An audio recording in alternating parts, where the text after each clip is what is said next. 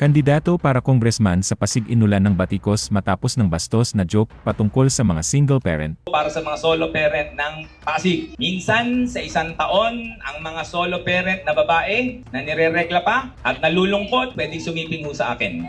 Pero bago ang lahat, kung ikaw ay bago sa aking channel, huwag kalimutan na mag-subscribe at i-click ang notification bell for more trending news. Nag-viral sa social media ang isang political event na kanilang ginanap sa isang lugar sa Pasig. Isang kandidato sa Pasig sa pagkakongresista ang umani ng galit hindi lamang ng ilan sa mga Pasigueño, kundi maging ang mga Pilipino sa ibang lungsod at munisipalidad. Ang politikong si Christian Siya ay may biro tungkol sa mga solo parents. Sa viral video, sinabi niya na ang mga babaeng solo parents na may monthly period pa at nalulungkot ay maaaring matulog sa kanya isang beses sa isang taon. Ipinahayag pa niya na maaaring ilista ang kanilang pangalan sa mga interesado.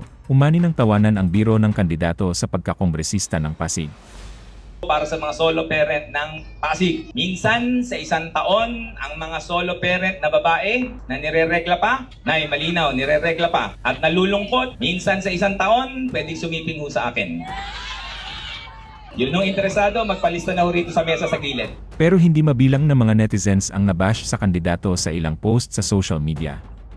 May mga netizens na idiniin na insulto at hindi biro ang ginawa ng solo parent na nagpapakahirap mag-isa sa pagpapalaki ng kanilang mga anak.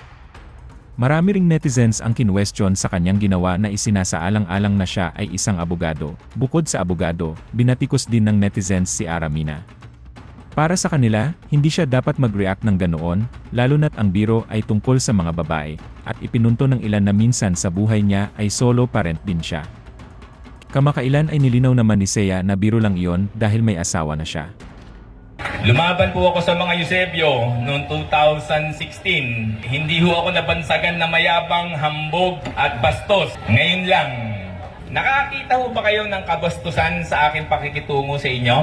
Pero sa social media, ako na ho ang pinakabastos sa lahat ng bastos. Kung may rango ang mga bastos, 5-star general po ako. So sana po, sa mga kapwa ko Pasigueño, ang biro ay manatiling biro. Di mo ba? At ang seryosong bagay, huwag mong haluan ng biro. Kaya lang naman po ako nagalit, at aaminin ko nagalit ako kasi yun ang ginawa kay Ate Sara sa harapan po namin. Never po akong nagpakita ng kawalan ng pagiging maginoo. Kahit po ang mga staff ko po, typical po, puro lalaki. Isa lang ho ang kasama kong babae. Nung araw, isa lang ang kasama kong babae, si Jaja. Dating ho sa babae, malinaw po. Ang babae ay nire-respeto at minamahal. So, ano man ho ang gawin po inyong paggawa ng mga propaganda, ito ang sasabihin ko sa inyo, hindi ho ako hihinto dahil kailangan po na marinig ng mga Pasigueño ang aking mensahe.